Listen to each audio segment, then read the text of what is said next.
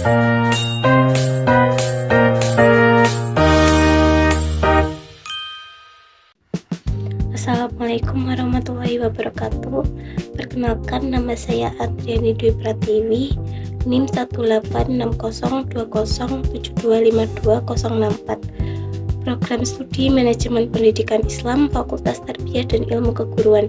Dalam video ini kita akan membahas tentang kecerdasan emosional dan bagaimana ajaran Islam memberi pedoman untuk mengelola emosi dengan contoh kasus nyata yang sedang viral, yaitu Anita Tumbler. Apa sih kecerdasan emosional itu? Kecerdasan emosional adalah kemampuan mengenali emosi diri, mengendalikan emosi, memahami perasaan orang lain, dan bersikap bijak dalam situasi yang sulit. Dalam Islam, mengelola emosi termasuk bagian dari akhlak, adab, serta mujahadah an-nafs, yaitu melawan hawa nafsu diri sendiri. Kecerdasan emosional bukan hanya soal psikologi, tapi juga ibadah. Masuk ke dalam kasusnya. Beberapa waktu lalu, kasus Anita sempat viral setelah ia membuat unggahan di media sosial tentang tumbler miliknya yang hilang di KRL. Unggahan itu menyinggung petugas dan menimbulkan reaksi keras dari netizen. Belakangan diketahui bahwa terjadi kesalahpahaman dan akhirnya Anita serta suaminya menyampaikan permohonan maaf secara terbuka. Masalah yang seharusnya bisa dibicarakan secara baik-baik menjadi besar karena emosi yang langsung dipublikasikan sebelum ada klarifikasi. Yang pertama, kurangnya self-awareness atau kesadaran diri. Saat marah dan panik, seseorang bisa cepat mengambil kesimpulan.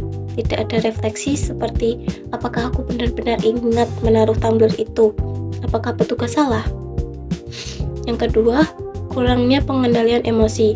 Media sosial sering jadi tempat pelampiasan emosi, padahal sekali posting, dampaknya bisa luas dan besar. Yang ketiga, minimnya empati. Saat menuduh, seseorang mungkin tidak memikirkan bagaimana perasaan orang yang dituduh, terutama petugas lapangan yang bekerja dengan resiko kehilangan nama baik. Yang keempat, komunikasi tidak terverifikasi. Dalam kecerdasan emosional, kita diajarkan untuk pause atau berhenti sejenak, lalu mengecek fakta, baru berbicara. Di sini, langkah itu terlewatkan. Islam sangat menekankan pentingnya mengendalikan emosi.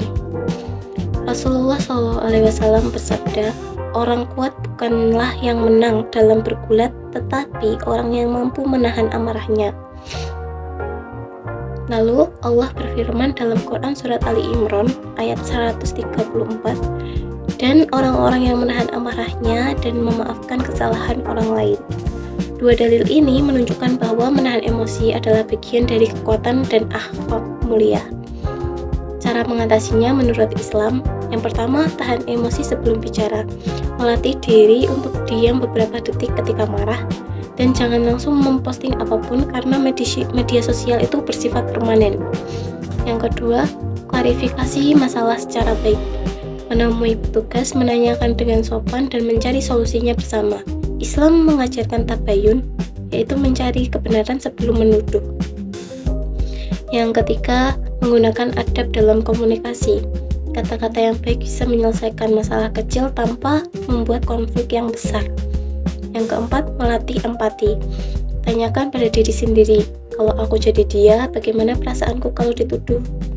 Yang kelima, perbanyak sabar dan tawakal. Masalah kecil seperti kehilangan barang bukan alasan untuk mencederai nama baik orang lain, dan sabar menjaga hati tetap jernih. Dari kasus Anita Tumbler mengingatkan kita bahwa masalah kecil bisa menjadi besar ketika kita tidak mengelola emosi dengan baik. Kecerdasan emosional bukan hanya kemampuan sosial, tapi juga bagian dari akhlak Islam, yaitu sabar, adab, tabayun, dan empati. Semoga kita menjadi pribadi yang lebih tenang, bijak, dan bertanggung jawab dalam menyampaikan sesuatu, baik di dunia nyata maupun di media sosial. Sekian dari saya.